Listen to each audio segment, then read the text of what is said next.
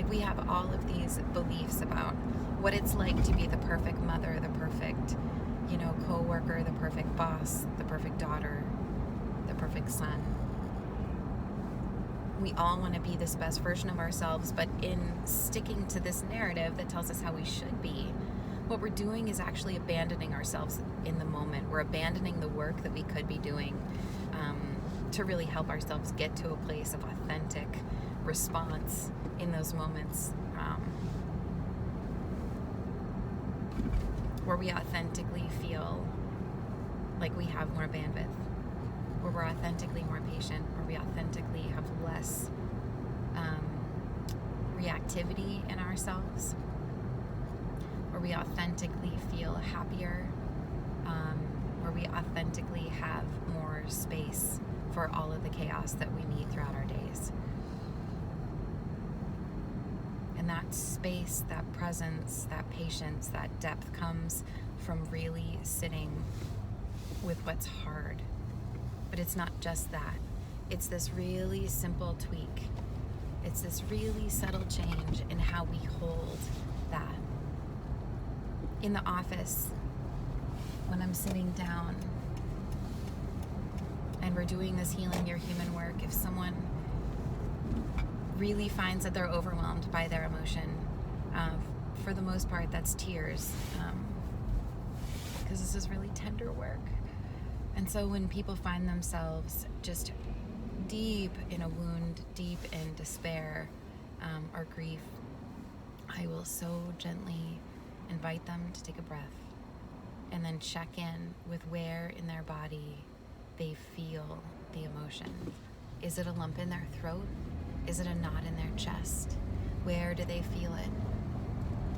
I invite them to come out of their head, to come down into their body, try to quiet the monologue that's happening in their brain, and just feel the emotion.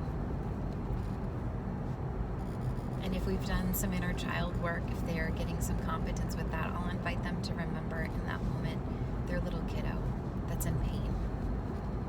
To imagine that little kiddo inside of them and to just hold that child and reassure them that they're loved, that they're held, and it's okay to feel whatever they're feeling. And this sounds really corny. I think that's why a lot of us push this work away, because it seems really touchy-feely and stupid. But in the moment, if you can really do that, it takes a lot of courage, because it goes against everything that we've been programmed to do when we're having a hard time. So see if you can get courageous with this. See if the next time you're feeling like you wish you'd handle the situation better. Next time you're in a loop, beating yourself up because you didn't arrive as the person you wanted to be, take a moment. Find a mirror if you need it, or just close your eyes, take a deep breath. Or if you're in a group of people and you can't get away, just take a deep breath. Remember that little kiddo inside of you. And talk to them like you would a little kid, if that's intuitive for you. For me, it's sweetheart or buddy. Sweetheart, I love you. It's okay. We're gonna get this. And for now, I'm just holding your hand. I will literally imagine that I'm holding my little kiddo's hand. And you would be surprised when you can really connect into this, when you can really, really feel that you're holding that little kiddo. They respond. The energy moves through. They don't feel judged. And adult you is able to come back online and continue in the situation. Or if you've excused yourself, to come back into the room with everybody. When we respond from a place of reactivity in our lives, it is not adult us. It's little kiddo us that's acting out. We imprint social behaviors and beliefs about ourselves and the world until we're 7. Our brains are constantly imprinting until we're 7. And so the kiddo that you meet at 7 years old is the kiddo that's the adult that will continue on. We have all the coping mechanisms we're going to have by the time we're 7. And so that really helps me to remember, like, not only do I imagine that I have a little kiddo, but every hurt place inside of me actually is coming from that 7-year-old kid or younger. And so this concept of reparenting ourselves is real. We literally are allowing ourselves to go back and give that little kiddo the parenting that we wish we had had. I've said this in other videos, our parents are not bad parents. This is not about looking at the deficits of your parents and what you missed when you were a kiddo. It's not that. It's being so grateful that we can go back and show up for that little kiddo now and actually make some progress on feeling naturally better and more resilient in our lives. But it takes the presence and time for you to really connect in with your kiddo every day. Let them know that you're there. And when you do feel deep emotion, understand that that's your kiddo, your hurt little 7-year-old or 5-year-old or 4-year-old kiddo, just asking for you to show up and show them the love that they wish that they had gotten.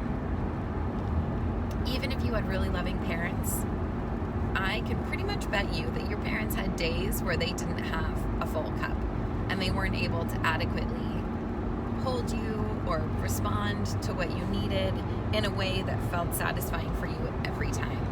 Every single human has moments where we felt hurt or ignored or not important or forgotten or alone. Little kiddos, we come up with those stories. Even as adults, we can come up with those stories. So going back and offering yourself love in those moments, if you can recall specific memories or not, you can offer it to your kiddo in a specific memory, or you can just know. When I'm in pain now, it's my little kiddo crying out, and I'm just going to hold that and see what that feels like. If you can do that, you're going to start getting more space. You're going to notice that you view your triggers and upsets as beautiful examples of times where you can step up and love your little kiddo. You're going to look at them as opportunities instead of bad days, really. And that transformation alone, the willingness to look at our triggers as growth opportunities every time, to understand that every single time we get triggered, we have this opportunity to let go of the trigger if we can sit with it. What an amazing thing. So these are simple little shifts in our mind and little momentary shifts when we are going through our day-to-day. But if you can start to play with this, you're really going to feel a difference. So as always, I'm here for you as you experiment with this. If you have questions or want me to do a video on something specific in this work, please don't hesitate to reach out. I want this place to be a landing zone for anybody who has questions about this work. I want you to have the resources you need to jump into it. So play around with it, see how it feels. Let me know if there are things I can clarify, and let me know if I can support you. You can do this work.